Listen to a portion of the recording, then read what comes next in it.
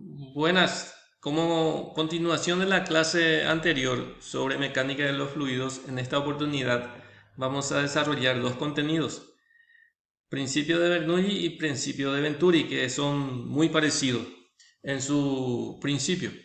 El principio de Bernoulli es una consecuencia de la conservación de la energía en los líquidos en movimiento. Recordemos en la clase anterior habíamos dicho de que si nosotros disminuimos un conducto, un diámetro mayor a diámetro menor, pasa por acá el fluido con mayor intensidad, pero manteniendo la cantidad de caudal, la cantidad de materia. Entonces, Bernoulli lo que establece que en un líquido incompresible y no viscoso, la suma de la presión hidrostática, la energía cinética por unidad de volumen y la energía potencial, estos tres componentes por unidad de volumen, es constante a lo largo de todo el circuito. Es decir, que dicha magnitud toma el mismo valor en cualquier par de puntos del circuito.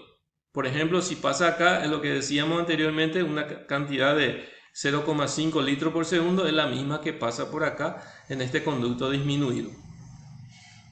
Él también dice que si reducimos el área transversal de una tubería para que aumente la velocidad del flujo que pasa por ella, se reducirá la presión. Es decir, en la clase anterior alguien había dicho que la presión aumenta cuando se disminuye el diámetro. Sin embargo, según Bernoulli, la presión disminuye.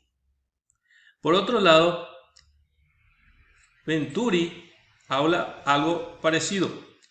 El efecto de Venturi dice que la presión de un fluido en movimiento disminuye al pasar por una sección menor. Es decir, acá pasa, vamos a suponer que sea con un metro por segundo, tiene una determinada presión como observamos. Si pasa a una velocidad doble, por ejemplo, disminuye la presión. Entonces vamos a ver un poco eso en un video ilustrativo.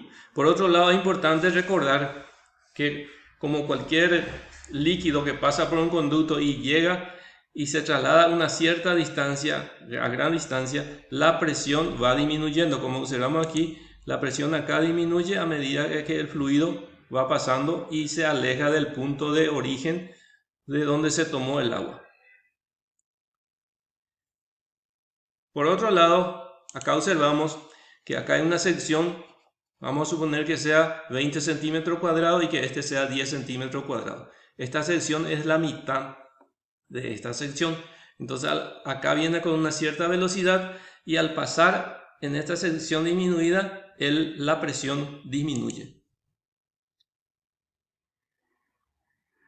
Nuevamente, al pasar en este conducto más grande, empieza a adquirir mayor velocidad y presión. Acá observamos, en este caso, hay una determinada presión en este conducto y al pasar por el conducto disminuido cae rotundamente la presión.